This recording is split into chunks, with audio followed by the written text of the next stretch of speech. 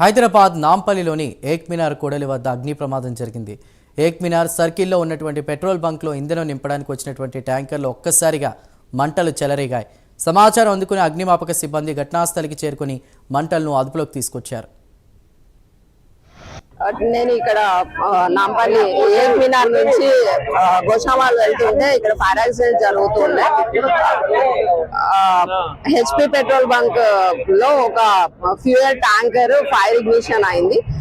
దాన్ని ఇమీడియట్ గా ఇన్ఫార్మ్ చేసి ఫైర్ ఇంజన్స్ కి ఇన్ఫార్మ్ చేసాం, ఫైర్ స్టేషన్స్ కి అండ్ మన పోలీస్ కి ట్రాఫిక్ వాళ్ళకి కూడా ఇంటిమేట్ చేసి ఇక్కడ పబ్లిక్ ని ఎవాక్యుయేట్ చేసి డ్రైవర్ తోటి ఎలక్ట్రిసిటీ ట్రాన్స్ఫార్మ్ కూడా ఉండింది.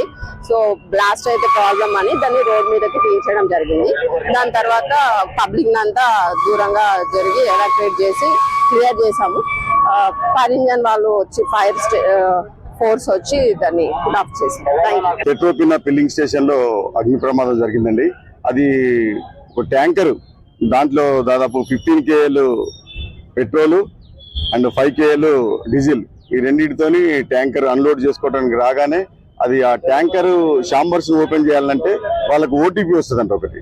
ఆ ఓటీపీ రాగానే పైన లిడ్ ఓపెన్ చేస్తుంటే సెకండ్ ఫైర్ క్యాచ్ అయింది. ఇమ్మీడియట్ గా వాళ్ళ దగ్గర ఉన్నటువంటి ఫైర్ ఎక్విప్మెంట్ తోని కంట్రోల్ చేయడానికి ప్రయత్నం చేశారు.